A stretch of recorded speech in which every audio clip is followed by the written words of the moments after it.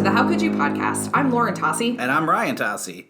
In podcasts, no one can hear you scream. Are we going to discuss the scientific validity of that statement? Nerd!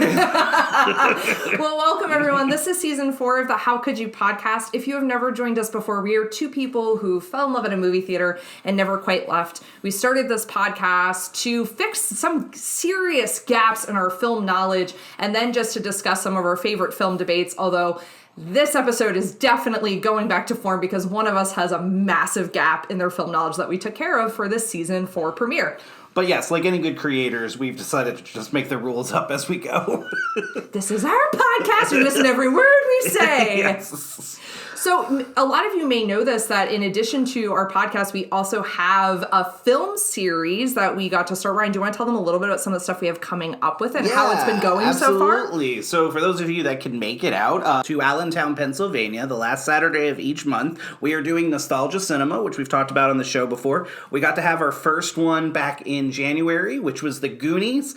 I thought it was a great show. We had a great crowd and turnout, which was really exciting. We got to have a really fun conversation after the show, like for 15 minutes. You know, it's just sitting down with your friends in like a living room and watching a good movie and then talking after. And I loved the people that came out. Really appreciative. What was your thoughts? It was so fun. Like, and I think anything when you watch a movie that you've watched many times before, but you watch it with a live audience again, like there's something just about the reactions to the jokes, like where people laugh, what things people seem to like kind of attach onto. They're always like fun to like hear. So like that made it so fun, which is making me really excited for the showings coming forward, just to hear people's reactions to these films. So in February we have Eddie Murphy's comedy classic Coming to America, which we got to talk about in season 2, which are really excited to do that again.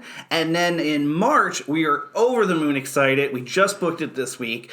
We are going to bring you on March 26th at 1 p.m. Please keep in mind that the times do sometimes vary, so that show will be at 1 o'clock. But we are bringing you, Lauren, Almost Famous! Yes!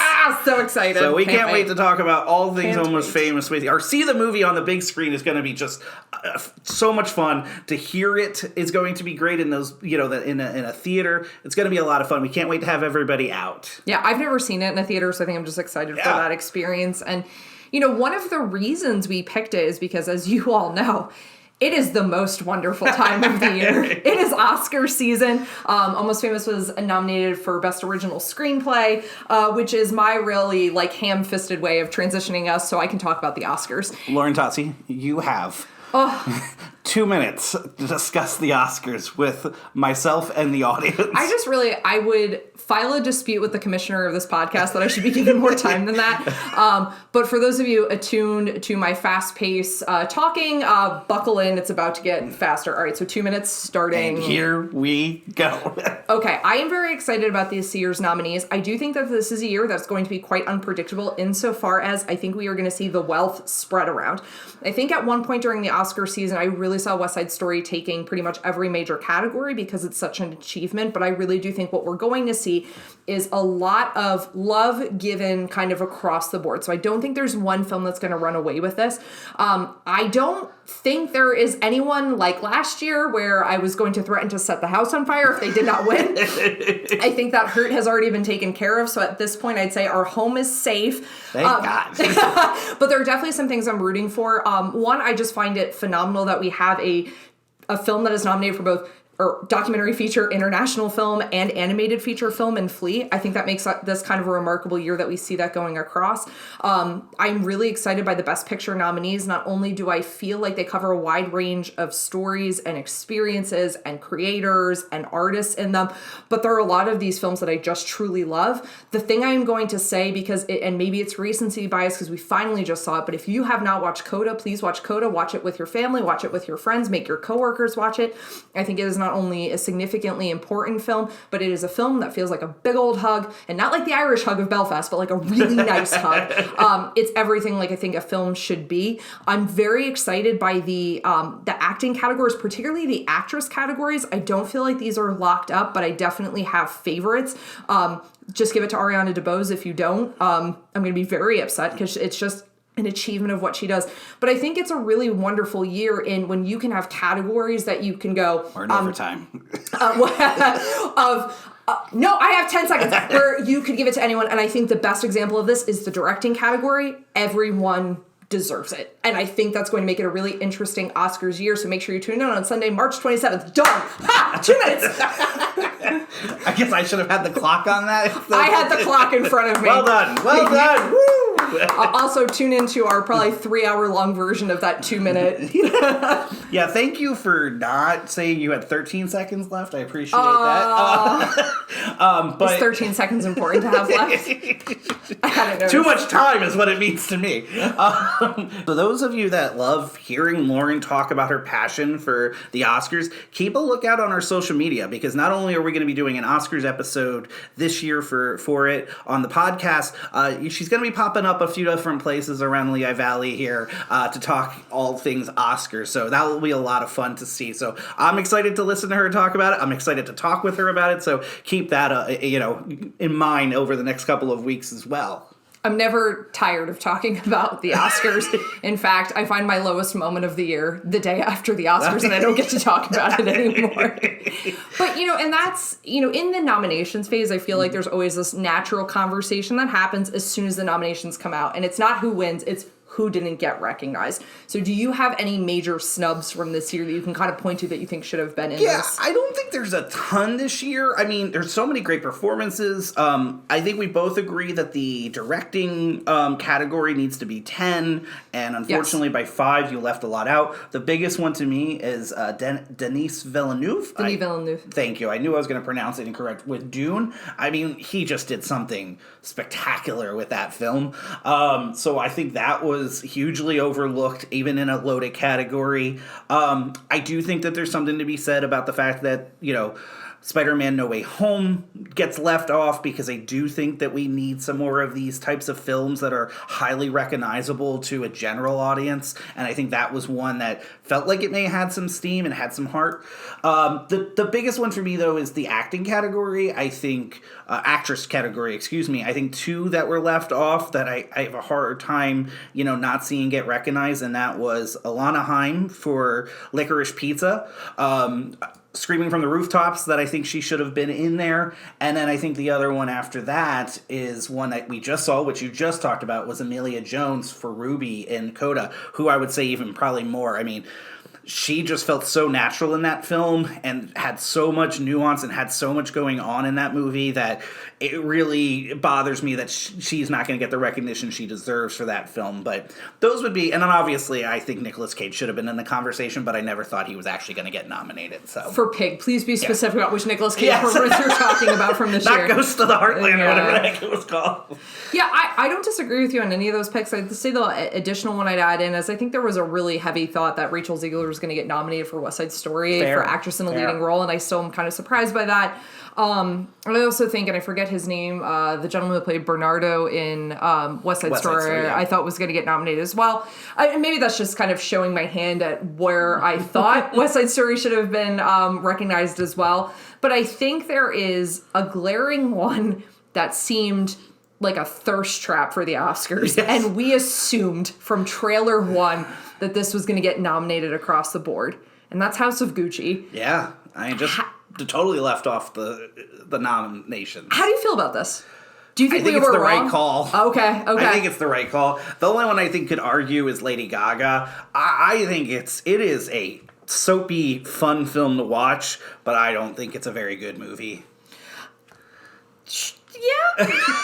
Here, the thing I kept saying afterwards, when anyone I talked to who asked me, or I offered this without any solicitation about how I felt about House of Gucci, was this: it's a movie with Goodfellas content trying to be The Godfather, and I think the problem is there is a tone decision that needed to be made, I think, for people to talk about this movie. I think if he had, from an acting standpoint, it felt like those actors understood this is to feel like a movie that was made in the 80s. Yeah. But I think Ridley Scott wanted to do something different with it, and I think the problem is those things felt like they were in conflict, and I think that's why you don't see it nominated. I think people were still talking. I mean, Lady Gaga has been nominated for quite a few awards during the season for her performance, but I think that's why it doesn't end up in the Oscars conversation, because if you look at the other actresses in that category, it's kind of hard to argue for her performance, especially with, kind of the snubs we were talking about of people who didn't make it in. Yeah, loaded really category. And she was great. I mean, she's absolutely great in it. Yeah. The curious thing, though, here is directing, right? Where, again, it's hard to find Ridley Scott's place in this film, or with this film. I hear great things about The Last Duel. We haven't watched it. So he's had an interesting year of kind of a lot of praise, yet a lot of detractors. So it's an interesting year for Ridley Scott, but it's exciting to see that he's still making really, films that are generating a lot of discussion. Well, what I've always really respected about Ridley Scott, and I am not inventing the wheel by saying this, is like he's kind of hard to pin down in terms of style and in terms of thematic and subject matter.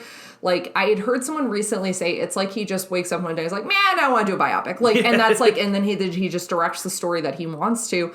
I think there's a lot of power in that. And I think with House of Gucci, like, I don't deny, I mean, it's beautifully shot. Like, I mean, Adam Driver's never looked so great in a suit. And I don't know if that's a credit to Ridley Scott or to Adam Driver's physique, but like either way, like, well done. And like, I think, him as a director, I think it's interesting to think about. You're talking about one of like preeminent American filmmakers put out 2 films this year, and the Academy went, nah, like that. It's surprising, and especially important given the film we're going to be talking about today, which is his 1979 masterpiece, Alien.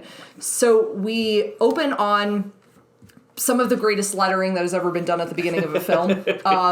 An eerie score that starts us off. These amazingly beautiful, yet wide, yet claustrophobic shots inside of the Nostromo. We are slowly introduced to a crew that's being woken up from a stasis sleep as they travel back to Earth. We don't know what the call is that has woken them up yet, but we start to get to see them, surprised, not dismayed. So this seems like maybe it's normal form. And then we start to kind of meet these characters slowly and get to the heart of this, which is there is a distress call coming from a nearby planet. We find out that it's within their protocols that they must go investigate. We don't know a lot about what the Nostromo does, but we get the sense that this is somehow, kind of like a mineral-seeking ship, collects things, there's a lot of like kind of left ambiguous, but we know that kind of what the task at hand is. And then it just all goes to hell from there, from the moment they answer that call until, the startling conclusions. So I am desperately excited to talk about this film. There's no way of denying how important this film is to cinematic history. It's also no denying like how much this film borrowed from things that came before it. The writer of this film, Dan O'Bannon, said he didn't steal from anybody. He stole from everybody. He wanted there to be a sense of like this kind of being the next link in a very long chain of the history of sci-fi films in Hollywood. And you can't watch anything today that brands itself science fiction without seeing the ties to this film. It's remarkable. It's stunning. I think still visually, it shocks and I find it striking what they were able to do with the creation of this set. I can't think of a film more influential to start this season with. So Ryan Tocci, how could you have never seen Alien? Lover of sci-fi and horror. Yes. Never saw Alien. Oh, the sci-fi horror conversation. Yeah, we'll get there. We'll get there. Defend yourself. I have a defense without defending myself. So this film, when did you see it? Can I ask you that? Oh, like, just what, like, around what age? Do you know approximately? 5 years old. Okay. So that, that would have been around the time I'm watching these types of movies and classics as well.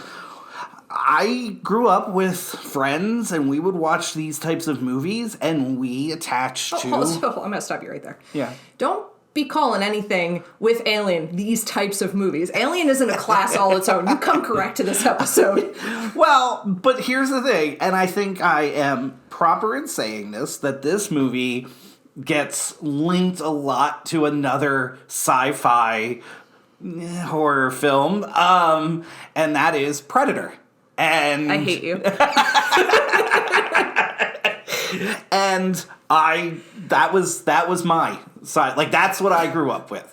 I remember watching it with my dad. I remember watching it with my friends. Like, watching that movie so many times watching Predator. It's like I just said I grew up eating lobster and you said I grew up eating crab with a K. Like, what?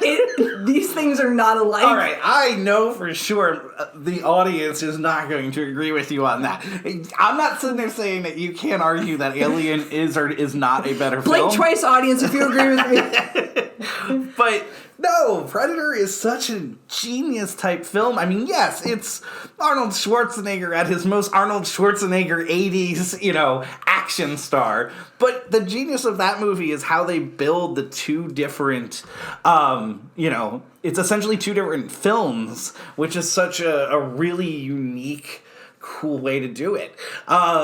And there's no way that you can't argue that these two films are so linked as we end up just combining them at some point. That's because someone later on wanted to smash action figures together, and now these films are inextricably tied. So, yeah, I have I always have to now preference this because you and I, fortunately, have older siblings, yes. And our older siblings like to call us out. I think your brother one time said that we built us a podcast on a throne of lies. He's not wrong, except that he is, because I've never seen The Goonies until I was an adult, but he really believes that I'd seen it earlier. I have no recollection of ever seeing, I knew Alien, obviously. There's no way you don't. You can't be, So I knew all about it, but I had, other than, you're going to love this. Oh, I have, it's a troubling question I was going to ask you, and I think you're about to answer it. Go ahead, what's your question? Is your first experience with Alien the scene in Spaceballs?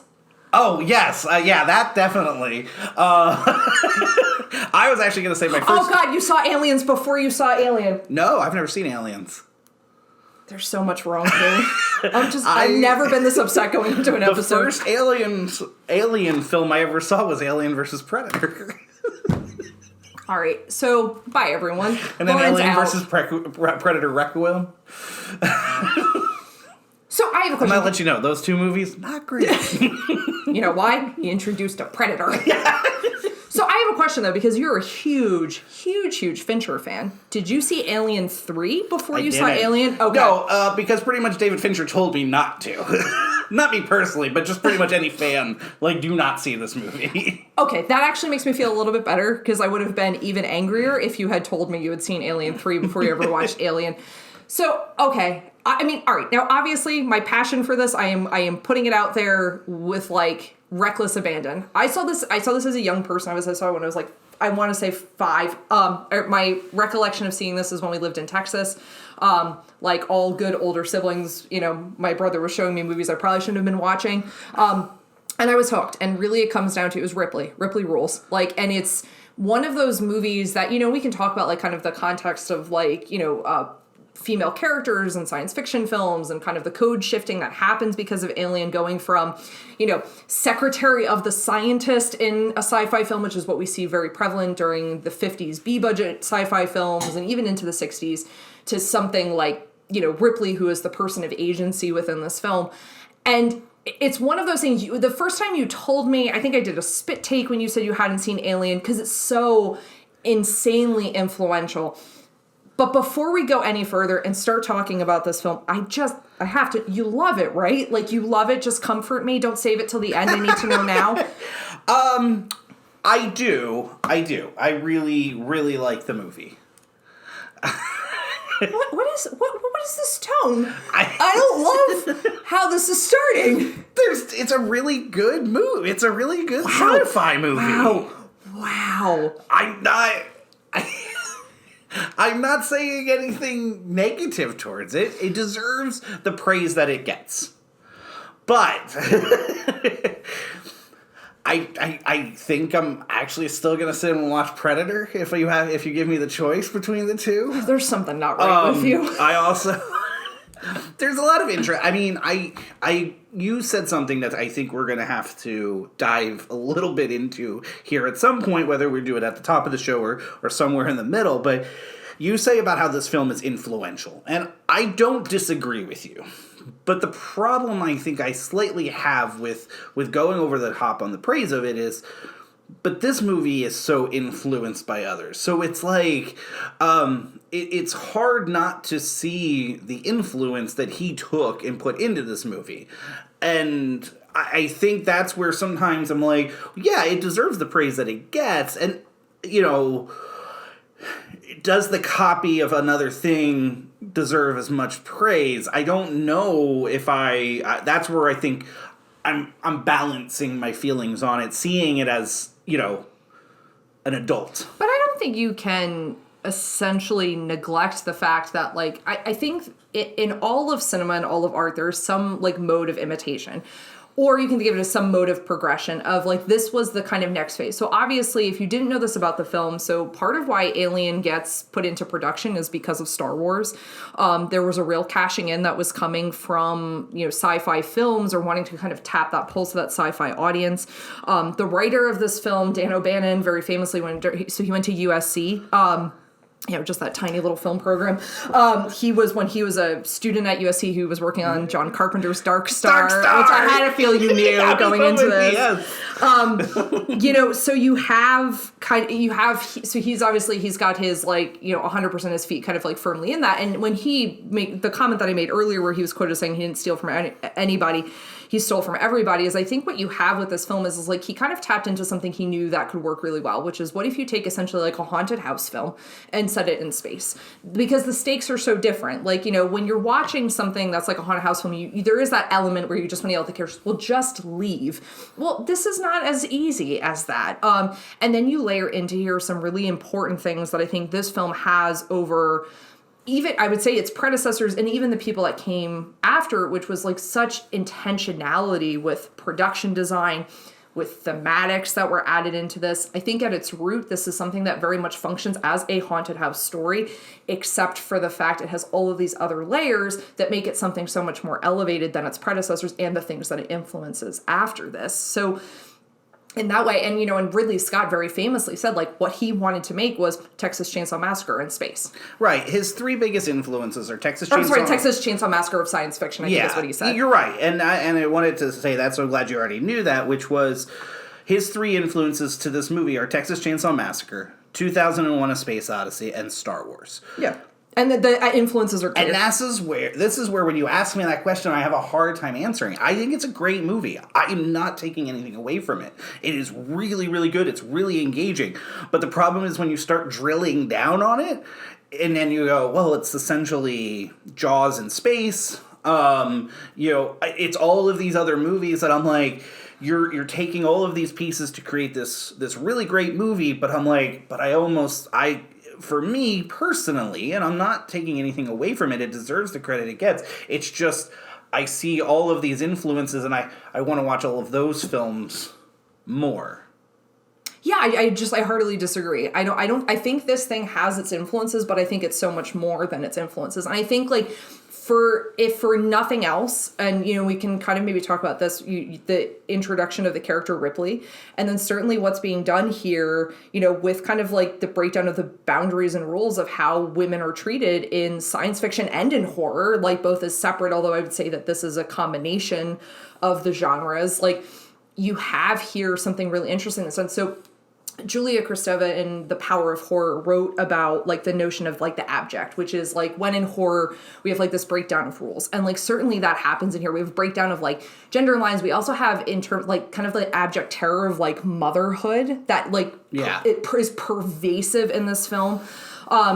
So when you take those thematics, like, I think that's what makes it something different. I don't think there has been a horror or sci-fi film that has tried so eloquently to deal with those ideas of, like, impregnation and species, and female bodies or male bodies being violated. I don't think a film has done this as well since in this realm. I'm not saying not in other genre, but I would say that this kind of marks itself differently for that. And then additionally, you have the creature design here is next level. Yeah. H.R. Geiger's work is intensely important. And I don't want to give one blanket statement and not give it its due. I agree with you. There's so much here I am literally saying it's a great film. So, like, there's the production design is all interesting. I think there are some interesting aspects of the Ripley character and how we view the Ripley character.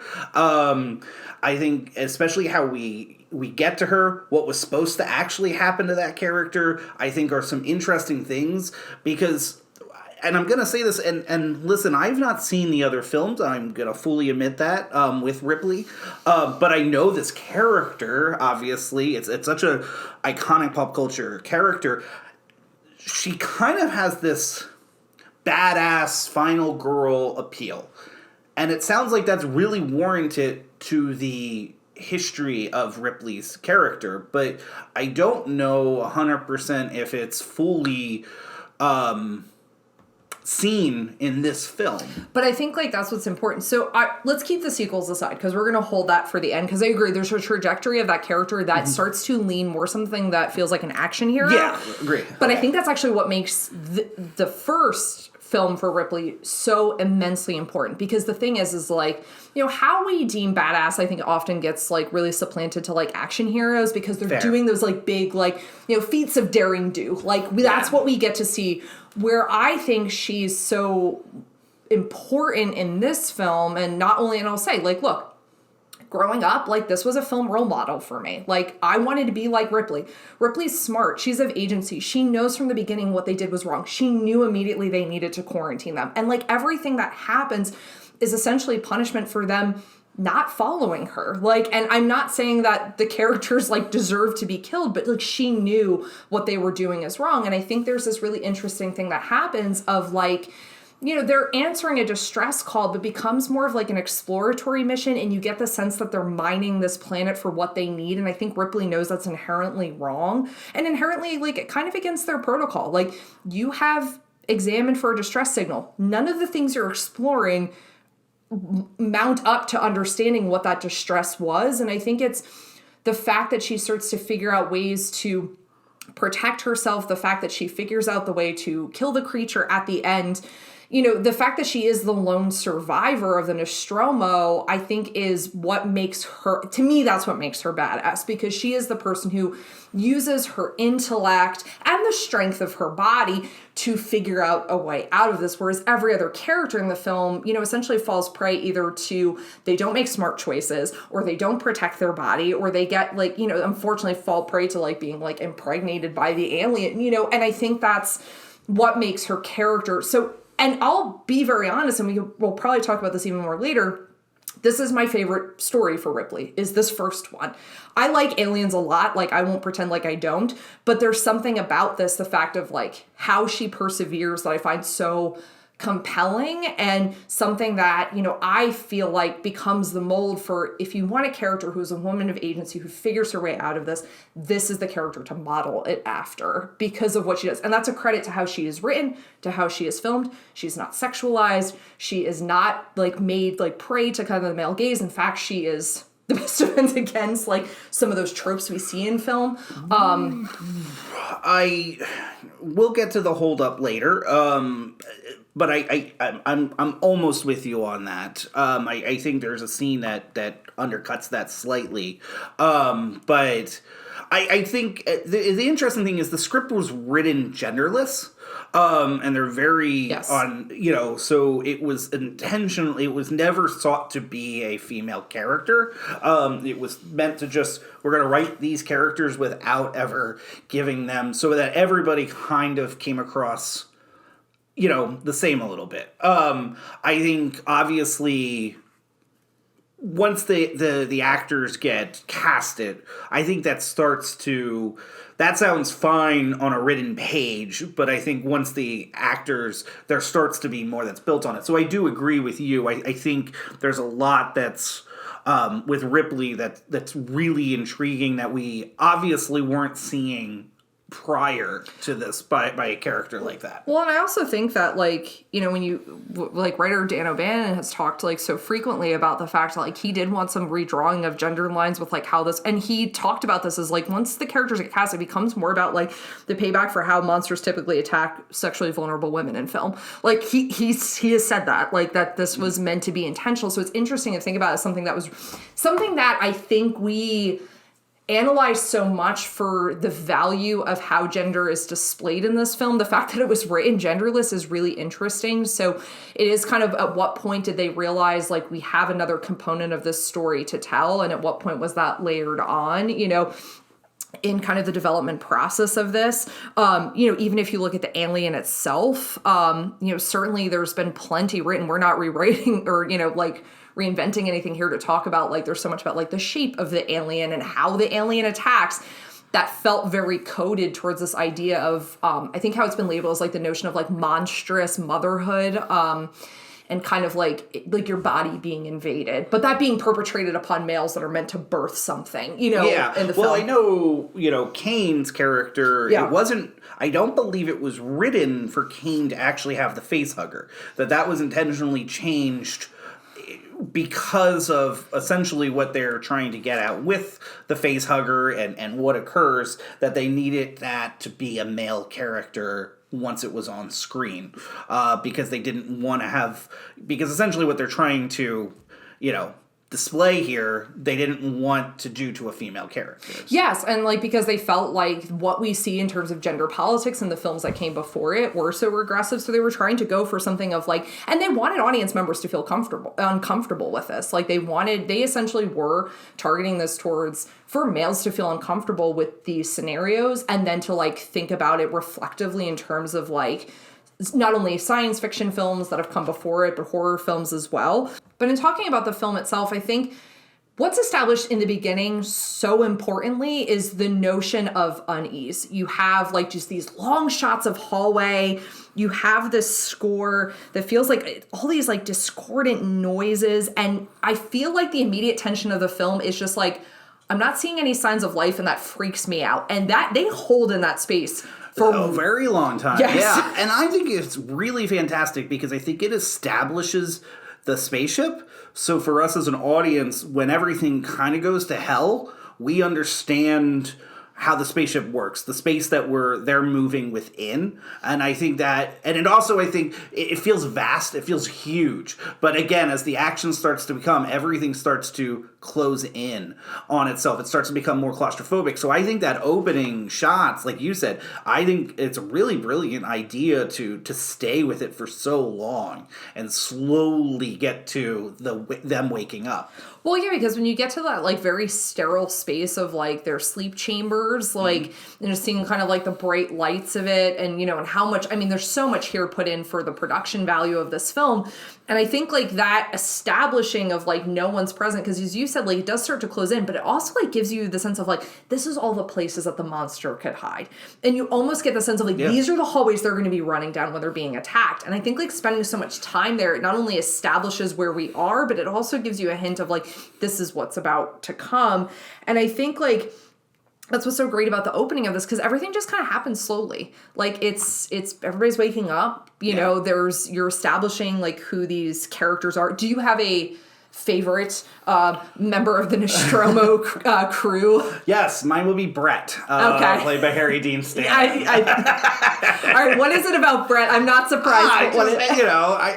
Just the, like, him and Parker. I just love together. I mean, you know, there's a lot of economic class that's obviously being put into this film. And, you know, because these are essentially space truckers, right? Like, that's essentially how we're supposed to view them. Yeah. And I think there's a lot of interesting stuff of, you know, obviously the bonuses and things like that. So I love just the friendship between Brett and Parker. So between the two of them, I could probably go one or one. I just love Harry Dean Stanton, how he plays it, the Hawaiian shirts and the hat, you know, and I just like these two characters because, you know, immediately, none of these characters are vastly different, probably in economic class, but there's enough of a divide. And Brett's just kind of going for the ride. Like, he listens to Parker, he knows Parker's right, but I don't think he really has the same passion or care, you know? So it's just, I like the ease of Brett's character, but then, like, when they're down, you know, in the, you know, fixing everything, it's like, these guys are the lifeblood of this ship. Yes. Like, the ship's not moving, literally, without them. So, and how important they are. And I think that also then really plays into the, obviously the economic divides that, as a country, that obviously Ridley Scott's more trying to, and O'Bannon are trying to put into this film. Yeah, and I agree, too. There is, something made there about, there's an economic commentary here because when they're talking about the bonuses and, and I think the thing with Brett and Parker is I think I've read things about this that almost talk about it that it's kind of the comedic relief of the film, and it's and I think that's an overly simplistic way to approach these characters. Completely. Because I think anything you find funny about it is because they're commentating on the fact of we're the only ones who can keep this whole thing going, but fine, we're gonna get paid the least. There is that sense of it. And I don't disagree with you. I would say Brett or Parker. I love Dallas. I think Dallas functions really well as a real dick of a captain. There's no other way to say it. Tom Skerritt does a great job at it, so if I'm not picking Ripley... I have a question for you. Yes. It has nothing to do with the movie. Yeah. Tom Skerritt. Yeah. Is Tom Skerritt, quote, unquote, Tom Skerritt, or is Tom Skerritt that guy? Over his career. He's that guy. He's right? That guy. He always felt he was just on the outside. Yeah, because he was in enough, and he was the stern but lovable dad in enough things, which he very much does as the captain here. Not in Poison Ivy. I don't think he was the lovable dad. No, but I think he's more that guy than identifiable. I think today, definitely. I think probably back in the day he was Tom Skerritt. Yeah, but then never moved past. I have to ask. Is Lambert the most useless member of the Nostromo crew? I hate Lambert. I hate her so much. Oh my god. Yeah, Lambert is the Franklin of Texas Chainsaw Massacre to this film. Just from start to finish, you're just this character needs to be off screen. And at some point, and nothing against Veronica Cartwright, I'm sure she's playing this character as it was written or they wanted it. And I think she even got nominated for something, not an Oscar, but another one of the big awards at some point. And I'm no, this character is so... I'm just I can't. I think and the fact that she lasts so long. Yes, and I think the problem is there's almost I don't know what her deal is. Are you a company man? Kind of right. Just so... indoctrinated to the mission of getting these goods and resources back to Earth? Are you a dissenter? She doesn't pick a lane, and that's what I find frustrating. I don't understand her utility on the ship, and that's kind of the hardship I think with that character. Maybe it's because they don't give her enough, but I think what they do give her, she's very annoying with. I'm totally with you. I'm glad you said it because How do you feel about the scene where they go down to the planet? Do you like that sequence? I do. I mean, if nothing else, it gives us the space jockey, which is one of a really iconic piece of film. Yeah.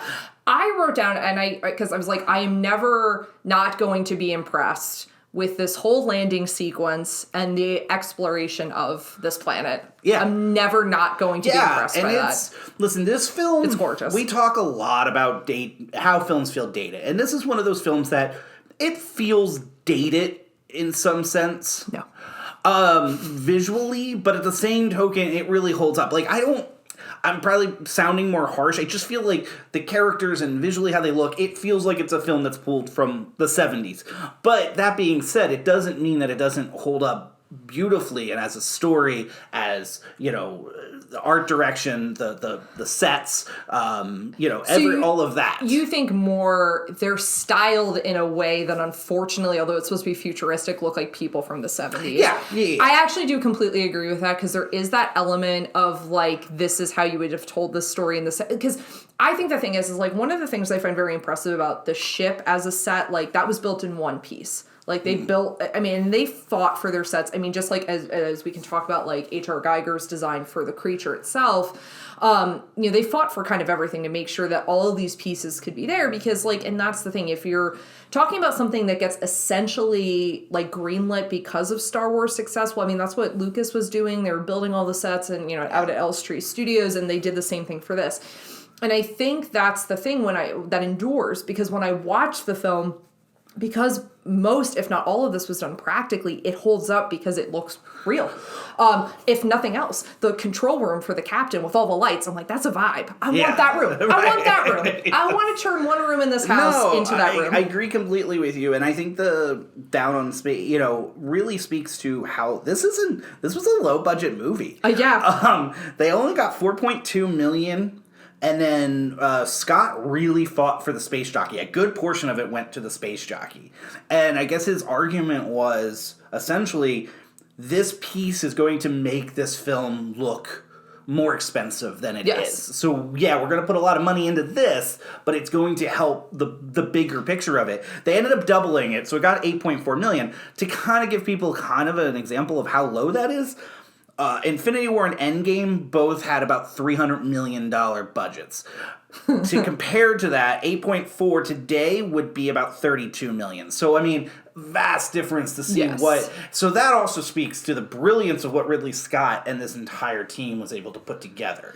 Yeah, it really is, because, like, you think about... And how much of it feels practical. Like, I feel like if they touch those buttons, something is going to happen. It feels, like, very rooted. And, and as we've been hinting at, like, talking about the creature design, like, so what H.R. Geiger ends up designing for not only the xenomorph itself, but the face hugger, they used, like, so, because I believe with the face hugger, didn't they use, it was, like, oysters and, like, chicken livers?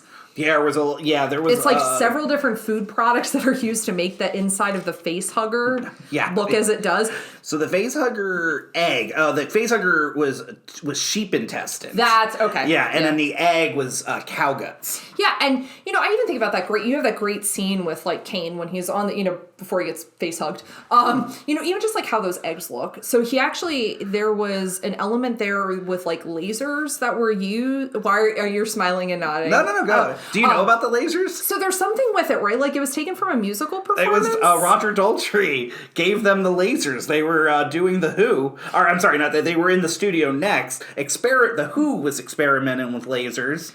In the studio next to them was talking to Ridley Scott, and they decided to let them use their lasers for that scene. Well, because, and the brilliant choice of that is it makes that, like, it really does add a weight to when you see those eggs. I knew it was something like with musicians is how they got it. I didn't realize it was The Who, like, but the idea of just, like, how it adds this sense of, like, you kind of can't blame him for exploring, but you also realize this is why your head gets bitten because you decided to do this. Like, that obviously should read as danger, but it's also kind of alluring. Yeah, there are some interesting decisions through this movie that I do find a little confusing. Everyone in this movie is an entire dumbass except for Ridley.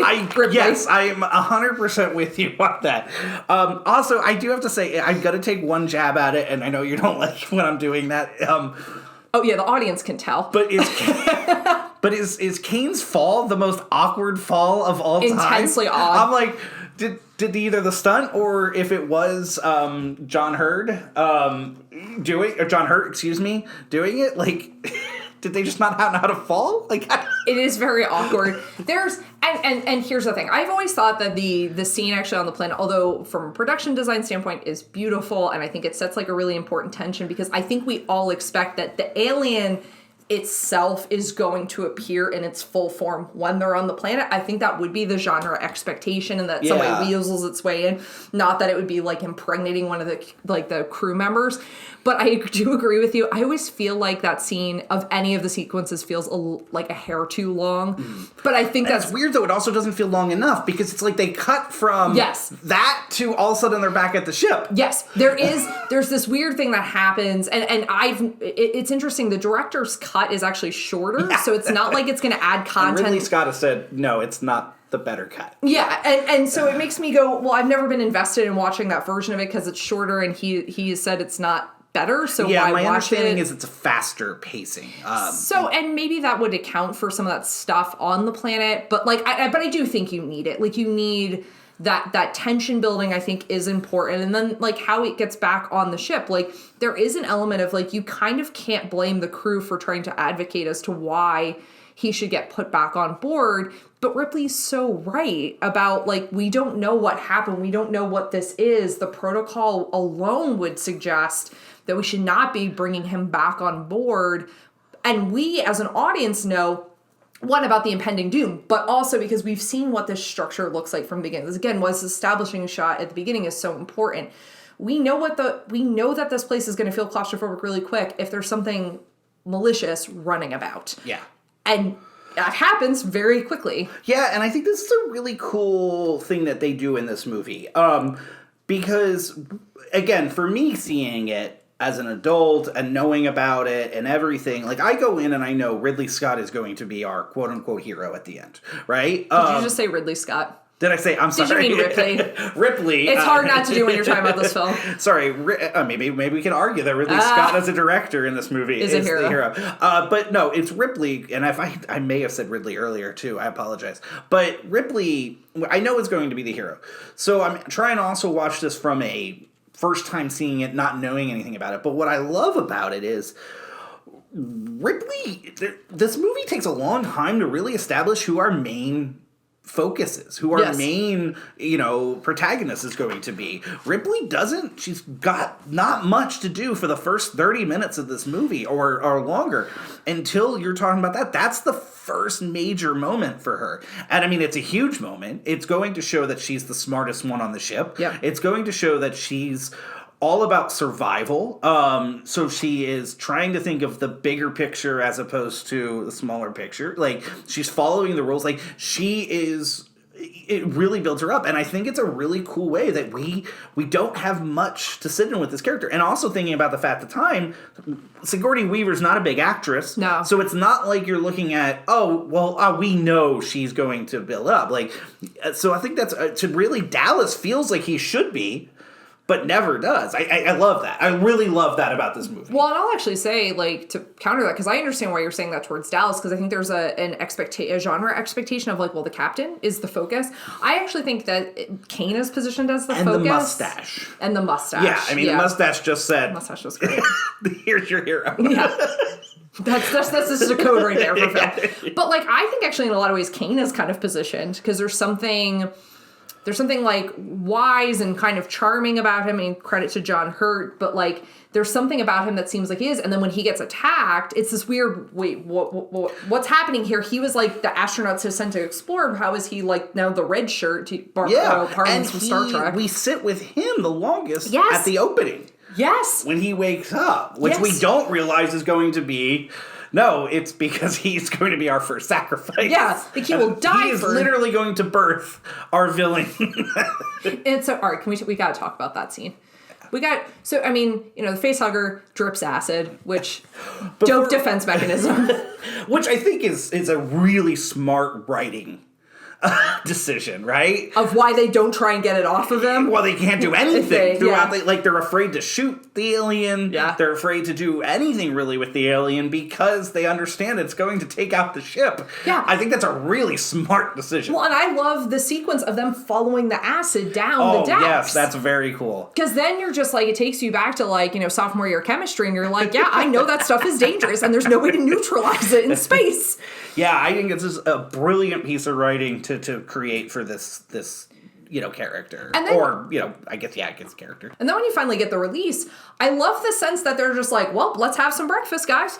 Let's get some cereal on the table. Let's sit down, because now the facehugger is off of him. And I'm like, we all just are really returning to normality way quick.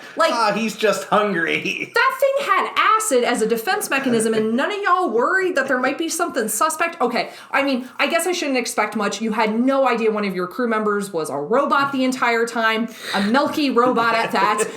But, the fact that, and I think that's what's so great about the chest burster sequence is not only is it vastly disgusting. I mean, this is body horror at its finest.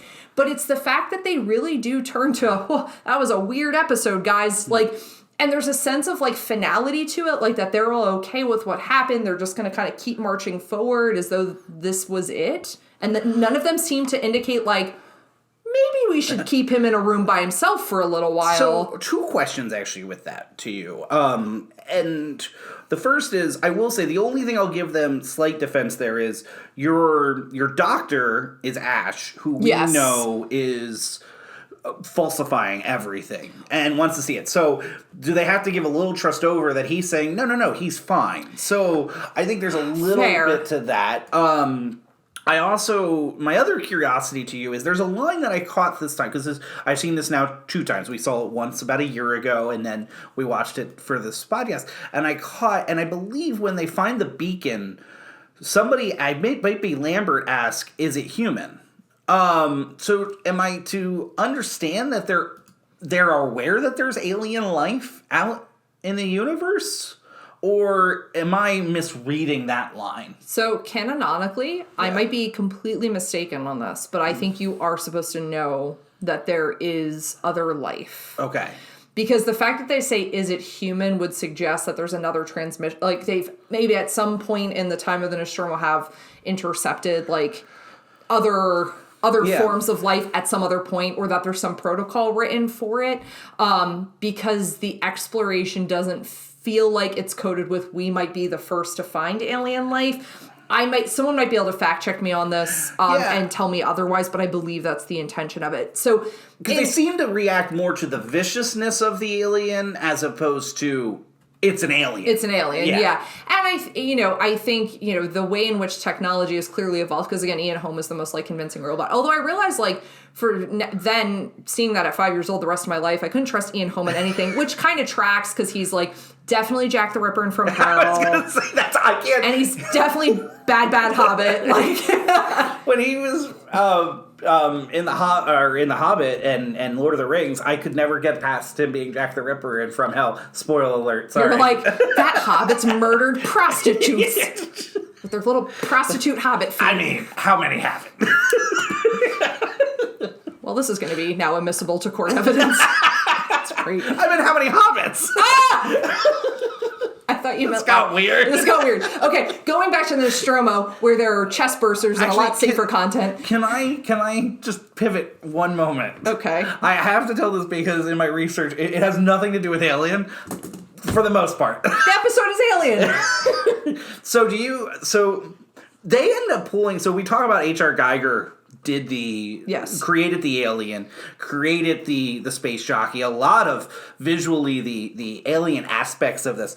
So all of that actually was reworked. They pulled it from Alejandro Jodorowsky's adaptation of Dune. So in the 70s, he was supposed to make a Dune film. And this is where it's not Alien, but they pull all this artwork and everything from that, and that helped them along to get these great looks. But have you ever heard about his Dune version? No. Oh, you have to hear about this version. So there is a documentary out there about the failed making of this, but it was this was all signed on. It was the score and music was supposed to be all done by Pink Floyd. Then your cast was Uter Kiel, David Carradine, Mick Jagger, and then Orson Welles was playing the Baron, and you know who was playing the Emperor? Salvador Dali. There would have been so much whiskey and blow on that set. So the best part is Salvador Dali said he would agree to it, but he was only taking the highest paid of any actor of all time. So he was going to be paid $100,000, and essentially the film... Wait, at that point, $100,000 would have been the most. $100,000 an hour. An hour. So Tarnowski wanted him so badly, he wrote his character down to only an hour long, and then was going to do a robot wax figure stand-in for him, which Dolly was fine and donated it to a museum. Film was going. This exists somewhere. Yes. We have to go see it. And then he was going to... The film was supposed to be 10 to 14 hours. And this is why the film ends up not getting made. Because the financiers were like, you can't make a 10 to 14 hour film. And he was like, well, it's either this or nothing. And they were like, nothing. And Zack Snyder right now is holding my beer. So, okay. I'm sorry. But they end up taking all of that artwork that they were using for that. Sense. And Archer Geiger and that whole crew ends up moving over to...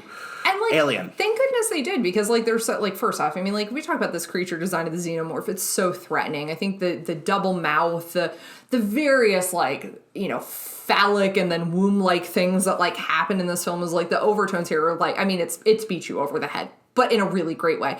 I think the fact that you have this monster is so intensely menacing. To the point there used to be a ride in Disney World called the Great Movie Ride.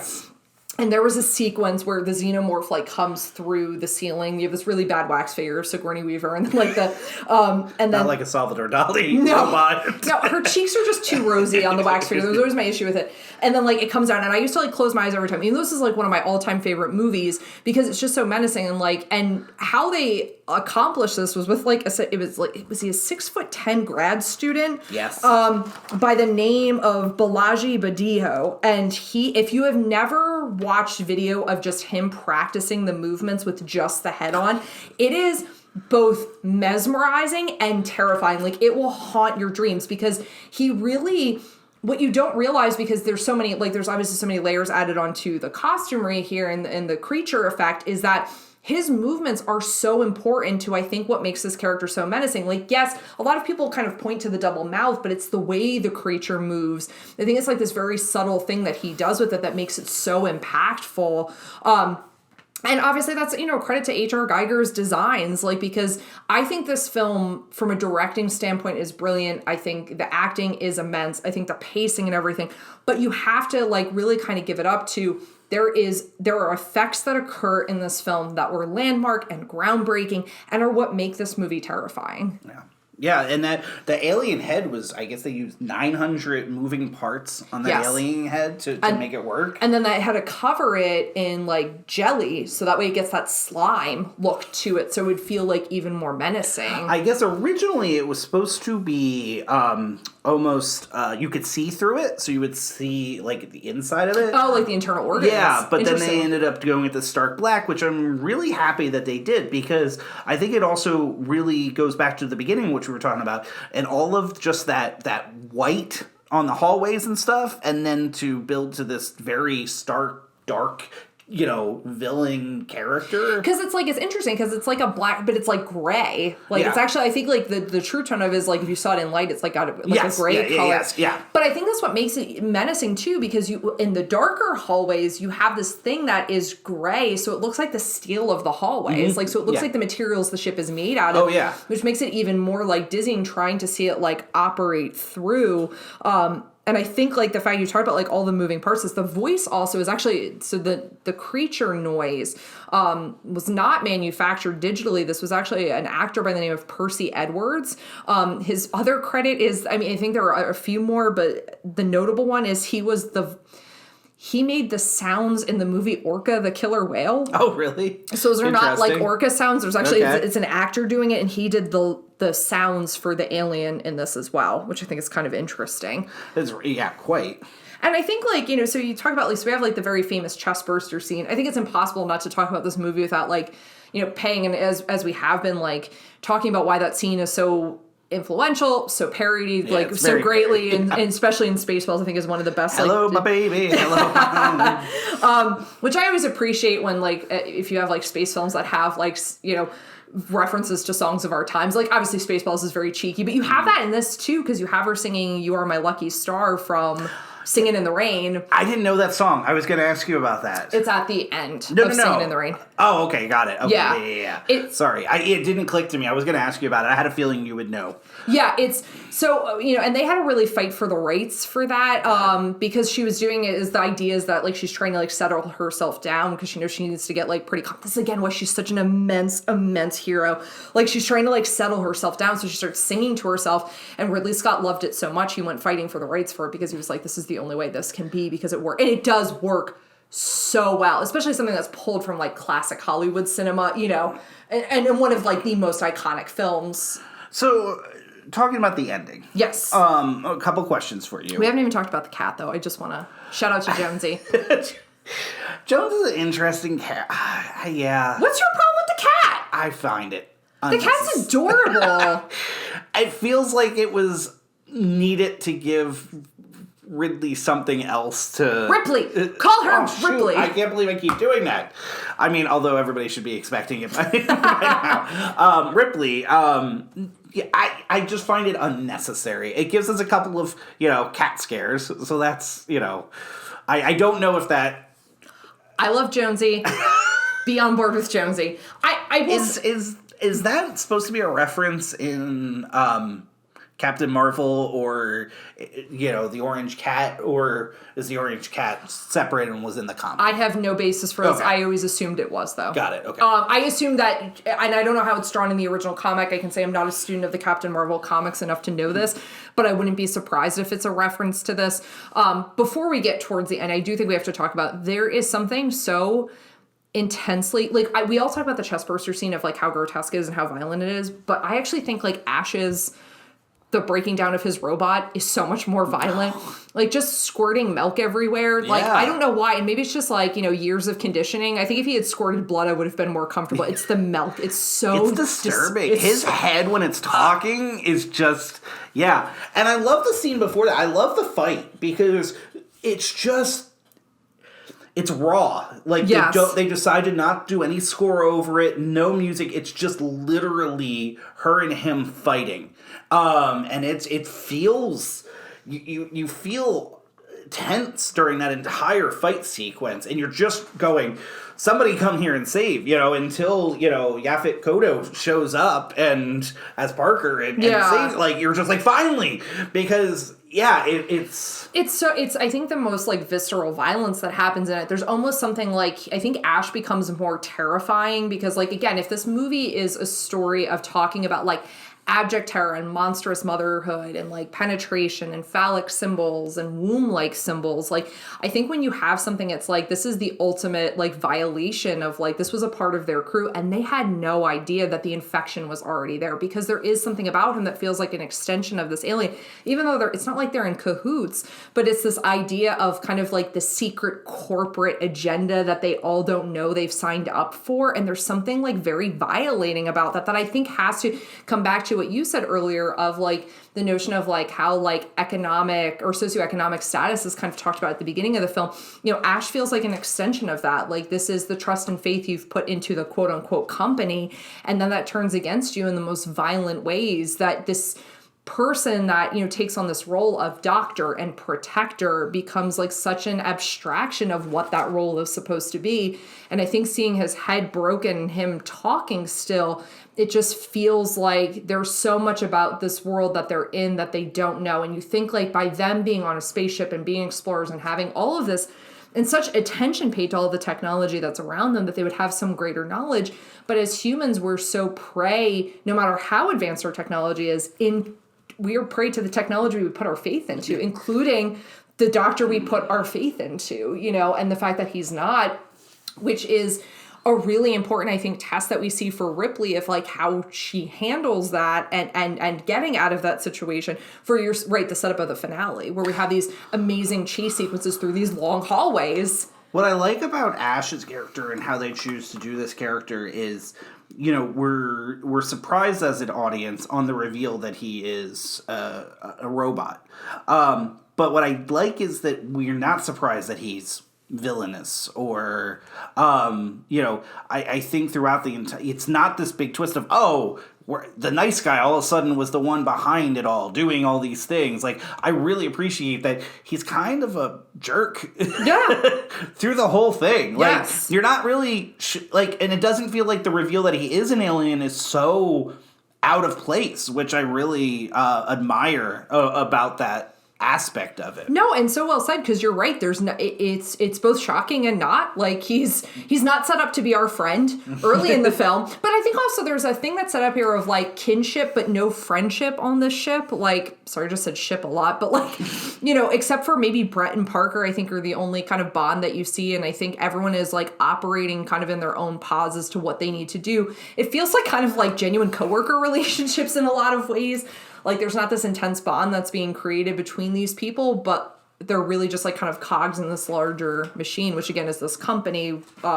Which we don't know in this film. No, we don't. And I was just actually about to make reference to it, but it's you don't know that till the sequels. That there's this, there's a company aspect of this, but you don't really know a lot about the company till later on. Is Mother the worst Magic 8-Ball of all time? Yeah, 100%.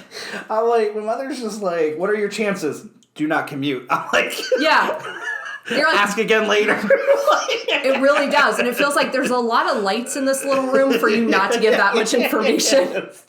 So who's the real villain? Is it the company or is it the Society. Xenomorph? The Xenomorph. Like, you think it's the company? I'm gonna defend the Xenomorph. The Xenomorph impregnates someone against their will. The Xenomorph is trying to survive and live. That's the interesting thing I really found interesting in this movie. The Xenomorph does not hunt them. They hunt him, and he's protect him or her. Yeah, or them. Yeah, Let's say them, because we don't know, like, a gender. Can we say it? Because it's a, it's just protecting itself. If anybody's coming at me with a flamethrower, I'm gonna come after it. No, you're not. You're gonna run away. No, you are not going towards the person with the flamethrower. Again, fair. But again, unlike Predator, which Predator's trying to literally hunt them down. You in this movie. The alien is not. The Xenomorph's not trying to. I find it really interesting. I love it about it because I find it they have to stop it because it's threatening them as well, but neither really, if they could just find a way to coexist, they would be okay. Listen, between your defending of Leatherface back in the beginning of season 3, and now you're defending the alien that forcefully impregnates members of the ship, I think we just gotta really talk about where your morals lie. Okay. Life finds a way. Speaking of sequels nobody needs. But I wonder, maybe Ridley Scott will hear this and he'll be like, you know what, Ryan Tocci, that's a great idea. I'm actually going to retell the first movie because we can just de-age everyone. I'm going to retell the movie, but it's going to be from the alien's perspective. And he just wanted to adopt the kitty. Just wanted a pal and Jonesy. You know what? The only argument to be made against my idea though is the Brett scene, which to me is by far the most scary scene. It's terrifying.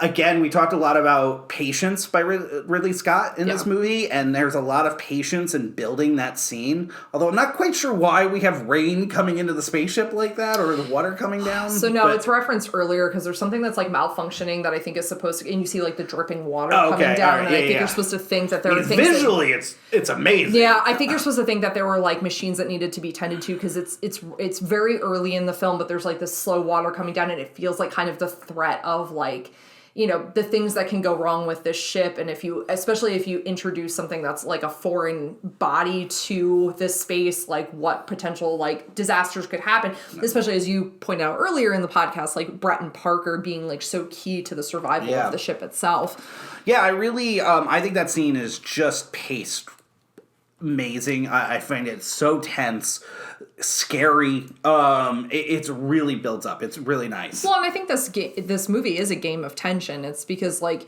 Xenomorph doesn't have a lot of hand-to-hand combat sequences with its victims, or I'm sorry, with the people that are hunting it, as you would say.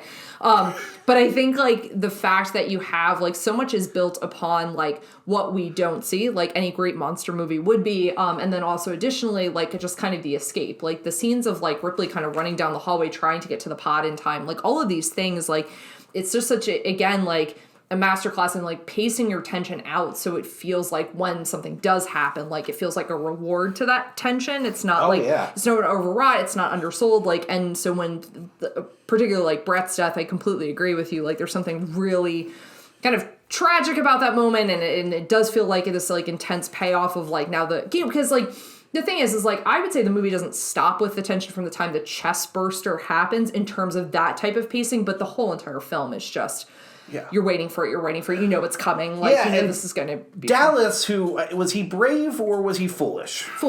Dallas is okay, but that whole thing and Lambert yelling it's there and you can't see it. I again, those are really I think Dallas and Lambert are both case studies in arrogance. I think there is an element of that's being done here of and maybe a kind of commentary on colonialism, the notion of they just kind of believe they'll be safe in these spaces, or that they can outwit these spaces of things that they have no idea what communities and spaces they're entering, but just believe that they'll come out on top because they have no reason to think that they won't. But I think Dallas and Lambert, they're just intensely arrogant as to, especially Dallas, because I don't think he knows to sense the impending danger, despite the fact you saw an alien pop out of someone's chest like moments before, but you don't know to like be a little bit more on guard, or that you have no defense against a thing who has a defense mechanism of acid that could eat apart your ship. Do you believe, and also the was it Whalen Industries that we find out later? Is that their name? Whalen Industries, yeah. I still go back to, I think that they probably are the villain because, right, they say legitimately the crew is expendable. Yes, they do. We find out through others. Yeah, it's that's got to be brutal. That's got to hurt when you read that. Like, ouch. Then why do you give us such nice sleep chambers if we're expendable? No, you're not wrong. I think there is something of like, you're sending these people on space exploration. You're having them, obviously mine in these other places, probably because as human beings, we've not taken climate change seriously. And now we have to go off world to like get stuff. Like, I think the idea of this like company structure that like it just sees them as bodies and knows that they're somewhat expendable. I think you're supposed to think that they are somewhat well compensated. I think this probably would have a lot of like modern comparisons to like oil drilling. I think probably has a lot of like modern comparisons to this, like, or even comparisons at the time. So no, there is something I think that is definitively more monstrous about the villain that is hiding its villainy underneath care and structure versus the alien, or the xenomorph, which is, I mean, I'll go with your point, defending itself. Like, this is maybe a story of self-defense or trying to survive and seeing its kind of opportunity to survive. Jesus, do you have me defending the alien? What is this podcast? That's what we're here for. I had a couple of quick questions for you. Go for it. Okay, so do you think this movie is as successful with the original title? Star Beast. No. No one sees... Star Beast sounds like a film that would be behind a curtain at your old rental stores. It does not sound like this film. All right, I agree with you. So Ridley Scott, we touched about this a little bit earlier. Ridley Scott was supposed to make another film at the time. He goes and sees Star Wars and realizes, I need to stop this film that I'm supposed to direct because, I could do it. It's going to be a fine film, but I have no passion for it. And he looks at Star Wars and says, I need that passion. That's what I want to do. Yes. Do you think he should have went back and made Tristan and Isolde like he was supposed to? No, nobody needs that story. Yeah, we know that Shakespeare stole it, but we don't need it. All right. And then my other two questions are deleted scenes, kind of. First one is the very famous deleted scene of Ripley finds Dallas and Brett in a cocoons. Dallas is still alive and asking her to kill him. She ends up, unfortunately, having to flamethrower throw him. Do you think that scene should have stayed in the movie? No. Okay. I think leaving their deaths where it's at makes more sense. I think knowing that, is there a notion of like, okay, well, when Kane got attacked, he got a face hugger put on him. Yeah. So I don't know that we should take that everyone dies right away, or maybe they're being transformed into something else, but I think just kind of leaving it more ambiguous is better for the film. Well, but Kane needs to birth it, right? Like that we see. Yes. Because my understanding is we actually see the entire lifespan of the xenomorph, right? Yeah. Like the xenomorph is actually supposed to be dying of quote unquote old age when we see it fighting Ripley at the end. Oh, it's why it's moving slower. It's never obviously explained. I believe some of this gets changed as we get to later films. Yeah. It's also why the cocoon deleted scene wouldn't work, because I believe it doesn't make sense to what the later films. The life cycle wouldn't make sense, yeah. So those types of things don't, so I'm with you. The biggest one, and I know your feeling is going to be no, it should not be in there, but there's a different original ending. Do you know the ending? No. So the original ending is actually supposed to be when Ripley harpoons the alien, and this is legitimate. The alien doesn't stop and actually rips off Ripley's head and kills Ripley, and then comes up to the screen, and when the home base or whatever attaches, the alien speaks to it in an exact replica of Tom Skerritt's voice as Dallas, and says, "Everything's fine," signing off. And that's how the movie was supposed to end. I guess the producers told Ridley Scott, literally, if you shoot that ending, you're fired. Wow. I'm with them to a point. Here's the thing. I think that sounds like a great ending for a Predator movie. I actually agree with you. Yeah. Here's where I think that doesn't feel well placed. You're building this character to that this is not a fight of brute strength, but a fight of intellect, like special intellect. Like, I think having it end that way, I don't think. Well, one, you don't get repeat performances by Sigourney Weaver, which is a shame, and then additionally, I think. Then you have to set everything Earthbound because the ship's going to be heading back to Earth. I don't know if that works as well. No, I don't like it. And maybe that's me being precious about the original ending, but I feel like a lot of the things you're trying to bring to fruition and a lot of the commentary you're trying to make kind of goes out, quite literally out the window, if all of a sudden that's your ending. There's an interesting part that wants to see the alien do the voice thing. Yeah, you've seen Independence Day, so you've seen it. Fair. But no, I agree with you. It doesn't work. The movie doesn't have the same lasting appeal, in my opinion. We need Ripley to be the character that she is. So with you saying that about long-lasting appeal, something that we introduced during our Vision Quest episode is the notion of the hold-up. And I think you and I think about this question in a lot of ways. In some ways it can be like, hey, what things are way too regressive in a film that you can't feel comfortable watching it or talking about it? But I think this is for this because of how this film is positioned and how we've talked about it. Do you think this movie still works? Is it still scary? Yes. I do. I think it works with a modern audience completely. I think it has all that tension. I do. I think it's still scary. I have a question. Do you not find this movie scary? I don't find this movie being a horror movie. That's my argument. Fine, here we go. All right, let me roll up my sleeves. So I think you can look at this film one of three ways. It is either a science fiction film, it is a horror film, or it is a sci-fi horror film. I have a fourth.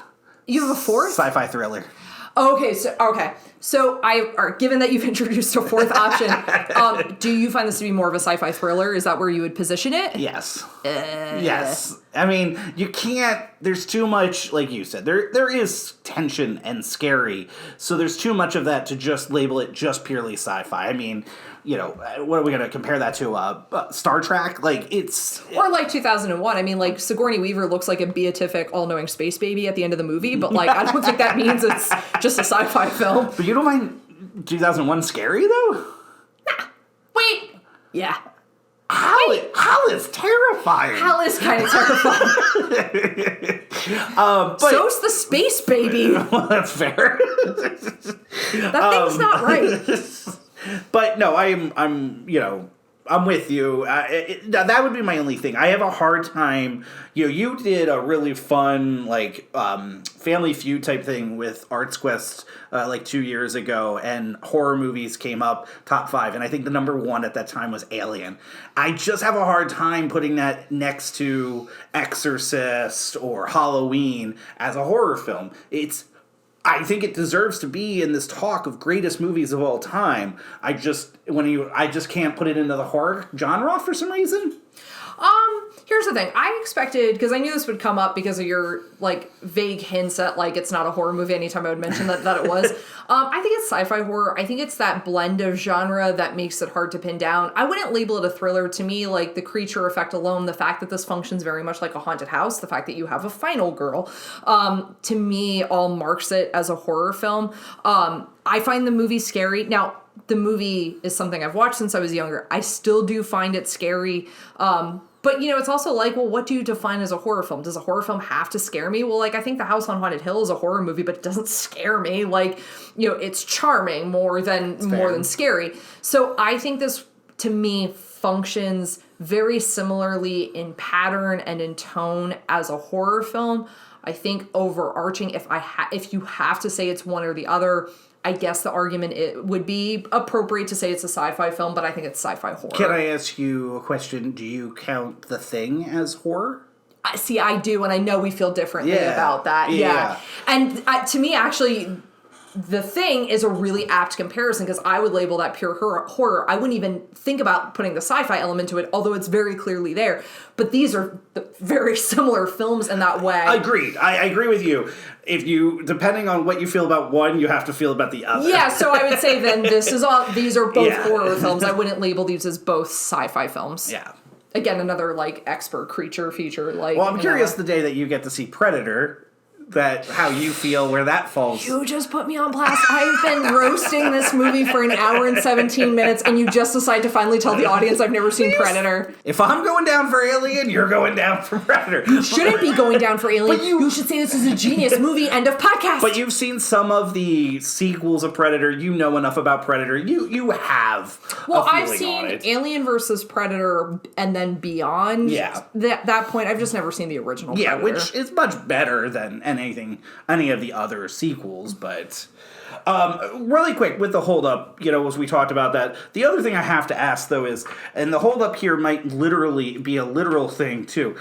Where do we stand on putting her in the underwear in the back part of this movie? I feel like it's an unnecessary decision. I don't, because I believe how the underwear is structured is more a function of environment and her about to return to that womb-like state. I don't find it to be overly sexualized. That is not a push-up bra. I'll say from looking at this through a feminist lens, I feel like the fabric is structured to indicate strength of body and not sexuality of body. Those underwear?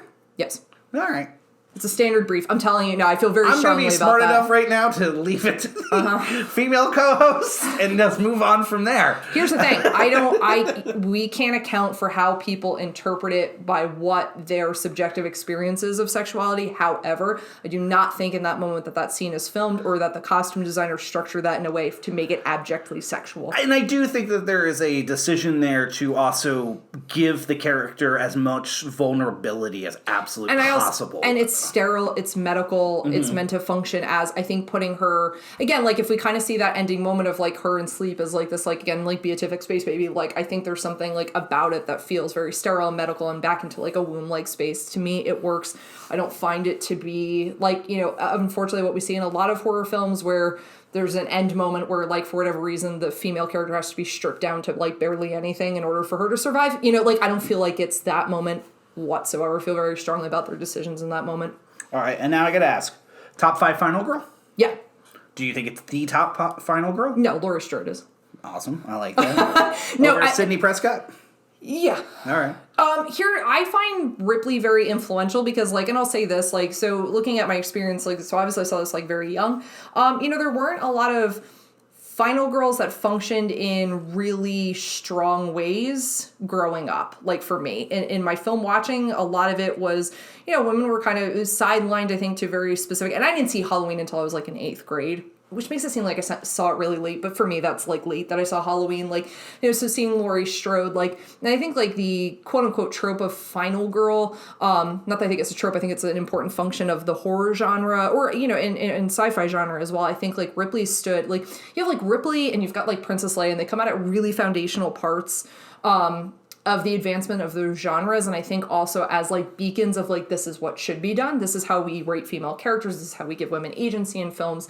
This is how we don't make them victims of their circumstance or damsels in distress. This is how we give them a space, no pun intended, but a space to operate from a place of strength and agency. Do you feel that Ripley still has all of the same things without the sequels? Yes. Okay. So. I would say, actually, I think the strongest foundation of understanding Ripley as a character is the first film. I think the things that happen, I think we referenced this earlier, and we can talk about this in terms of the sequel, remake, reboot, section that we, have added into the podcast. The interesting thing about this is we don't get to fantasize about what this looks like in a next chapter because there were other chapters. And they do turn her into something that I believe functions more like an action star, which I think I said earlier in the episode. So it makes it, and I know you've not seen Aliens. I have not. And you've not seen Alien 3. No. Or was it Alien Resurrection, right? So you've not experienced the continuation of Ripley's character. I have not, no. So, all right, I'll ask you this, and I won't be spoilery in nature because I do want you to see those films, not Alien 3, but I want you to see Aliens. What would you imagine the story going forward, pretending there were no sequels? I don't know if I can Okay. remove it. I know enough about this That's character fair. over the years to only see it that way. I mean, otherwise I'm visualizing it as a one-off film that goes back and essentially tries to take down, the company that, Do you know what I'm just realizing? You saw Prometheus before you ever saw this. That's fair. Yes. What's that experience like? Nobody knows what Prometheus was about, so I don't think I really have to worry about that. Okay, so you don't like the prequels attempts or what they are. Okay, I actually enjoy Alien Covenant. Okay. But I understand why people would hate it. And seeing this movie, people that love this movie, I can completely understand why they really dislike Covenant. It's kind of like the reboot of The Thing, the prequel of The Thing, where you're like, you lost some of the magic of what made those films timeless and special and all-timers, because you kind of fast-tracked them a little bit, even though this was done by Ridley Scott. But I enjoyed it enough. Prometheus, no, I find to be just nonsensical. I think the problem is like there's very much like a decision here of like we're going to really build the mythos, and I think it was presented as we're going to answer some questions, not like how Rogue One answers questions about a plot hole and like New Hope, but rather like we're going to like give you the history, and then the history was so confounding, and then it just fell back into form of like, well, we still need people getting chased and impregnated by an alien, but like so then the history component of it, I think that you were trying to explore, kind of seems like it never really happens. I heard recently somebody talking about this where it was, there are some directors out there that are going back to the well for these films that no one's asking for. And it's like, is anybody asking for more alien content? And the problem is, I think if Ridley Scott really wanted to do it, he should have sequeled out instead of prequeled out, like you're saying. You're trying to fix holes or trying to explain to something that nobody really wanted or needed. Yeah. And I think there's a version of this, like if I had like a fantasy sequel, and I'm thinking in the realm of like what is it being called like now, a legacy sequel? Yeah. Kind of like Halloween 2018. Like I would see like Ripley coming back, but now like the focus has been that, they know about the alien and they're kind of trying to go to the original home planet and like take out like a store of eggs. And she's got like a ragtag crew, and you kind of have like a Brett and Parker type characters to add that comedic relief. And they're played by Ben Schwartz and Bill Hader. I'm bowing to you. Thank you. I am totally down for this. I believe I would be. But speaking of recasting, yes. So we're agreeing. There's no prequel, sequel, remake, reboot on this because they already are every one of those. Yes. But there was a recasting what if, I guess you could say, which was, it came down to Sigourney Weaver or Meryl Streep. Meryl Streep they ended up deciding not to go with Meryl Streep because sadly she had a boyfriend who had just literally recently passed away. That's right, yeah. And they felt that she wasn't going to be in the right, emotional space for this type of film, and they didn't want to put her through that, so they chose to go with Sigourney Weaver. Seeing the trajectory of their filmography and where Meryl Streep goes, it's hard to ever see her in this role because of the types of... she's obviously an all-time great actress, but it's hard to ever see her in this film. Could you see a version of this with her? Yeah, I'm thinking about Meryl Streep in the 70s, and I don't think it's that far off base. I think the thing that she would imbue it with is...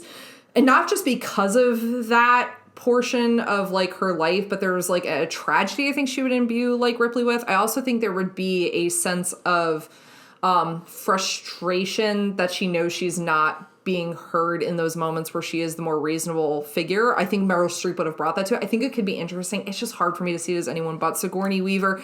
But I think Meryl Streep could have done something with it that would be different but very valid to that story. But again, it's Sigourney Weaver's part, and I don't think I can see it any other way. So interestingly with that, we talk about like performances. Obviously, Meryl Streep gets nominated for like a bajillion Oscars. So certainly her career subsists very nicely, even without getting Alien. But as long as we are in Oscar season and bringing in a new category called To Oscar or Not, so this movie was nominated for Oscars and actually does win one. So it wins for Best Visual Effects, which is not surprising at all. It was nominated for Best Art Direction. It loses to All That Jazz, which I do not understand for the life of me how it doesn't win. Academy's got an Academy. It's very clear. But so it was nominated. So in Best Art Direction, it was All That Jazz, Alien, Apocalypse Now, The China Syndrome, and Star Trek The Motion Picture. I could make an argument for Apocalypse Now winning. I can make an argument for Star Trek The Motion Picture, but 100% this should have gone to Alien. I find it absurd. In Best Directing that year, it was Robert Benton won for Kramer versus Kramer. Francis Ford Coppola was nominated for Apocalypse Now. Eduardo Molinaro was nominated for La Cage aux Folles. Peter Yates for Breaking Away, and Bob Fosse for All That Jazz. How does Ridley Scott not get nominated? Yeah, I look at the Best Picture category on this, and I look at the Best Director, and I'm with you. And it's no shot at La Cage aux Folles or Breaking Away or even All That Jazz. But really? Yeah. I'm also going to make an argument. How did Apocalypse Now not beat out Kramer versus Kramer? I'm confused. For Best Picture or Best Director. Well, I also look at, and with no shade to Norma Rae, but the thing that we all talk about with Norma Rae is the performance by Sally Field, which wins that year, and that makes a lot of sense to me. But I am confused how Alien is not a Best Picture over Norma Rae. It doesn't. All That Jazz I completely understand. Apocalypse Now, in truth, I've never seen Breaking Away, so it would be false for me to say whether or not that belongs in the conversation or not. But I've seen Norma Rae. I don't know how Alien gets in, and I definitively do not understand how Kramer versus Kramer wins over Apocalypse Now or Alien if Alien had been nominated. Breaking Away is a good movie. It just doesn't. It's not Apocalypse Now. It's not Kramer, even Kramer versus Kramer or Alien. It's just. They're not. There's a scale and scope, I think, to those other films that, it doesn't make sense to me, why or something a little more intimate, essentially it's, the 1970s version of Marriage Story, so, I'm sorry, Marriage Story is the modern version of Kramer versus Kramer, to correct myself. But yeah, it's an interesting thing to think about. So would you have given it should get a Best Picture nomination? Yeah, I mean, it absolutely should have been nominated for a Best Picture. I mean, I feel like the Academy's feeling the horror end of this as opposed to the sci-fi. They're a little more, willing to listen to sci-fi as they are to horror. It's a shame. But, that happens, I guess. But to me, I don't know if it wins over Apocalypse Now. But even Apocalypse Now didn't win. It was Kramer versus Kramer, so I don't know. Well, and also too, you think the score should have been nominated. It honestly feels like this was a movie that they just went, we're gonna nominate it for visual effects, and it's gonna get that, and we're gonna nominate it for art direction, but for some reason it's not gonna get that. And I've seen All That Jazz, and I'm not quite understanding that decision there. But yeah, it does feel like that bias that they have against quote unquote genre films that they don't get by. I'm okay with Sigourney Weaver not getting nominated here. To be fair, I don't know a large majority of the people that were the roles that were nominated that year, but even at that, as I think Sigourney Weaver's fantastic. However, that role's very pared down at points of the movie, so I don't know if it would stand out for this type of award. Well, as you sharply pointed out, the first part of the film, it's kind of hard to identify who the lead character is, and I don't think that that's an incorrect thing, and that could be why it's not in a Best Actress conversation, or again, it could be the genre aspect of it all. But I guess I'm just comparing it straight up to Norma Rae, and it's you're going to go Sally Field there, but... Yeah, 100%. I mean, I really appreciate getting to talk about this film. I think this is one of the all-time greats. I'm glad you have this gap in your film knowledge, filled, because I think it's kind of absurd that you didn't, especially as a love of sci-fi and horror. But I think anyone should see this film, and I think it holds up brilliantly, not only for its incredible tension, the influence that it has, but also it is just a great film. It's enjoyable. It's scary. It has really well developed characters, and they're developed in a short period of time because they certainly start getting bumped off after a period. So I'm glad we got to talk about this film at the start of our season 4 of our podcast. Me too. I'm excited for the films that we're going to be bringing to everybody this season. I think we started off with a really strong film here, a film that I do genuinely really, really do love. Because you freaked me out at the beginning of the episode. But yeah, I'm excited about season 4 and what's to come. So if you're not currently following us on social media, please follow us at How Could You Pod Podcast on Instagram, at howcouldyoupod on Twitter. You can always email us suggestions and your thoughts at howcouldyoupodcast@gmail.com. We're always happy to hear from you. And until next time, enjoy the Odyssey.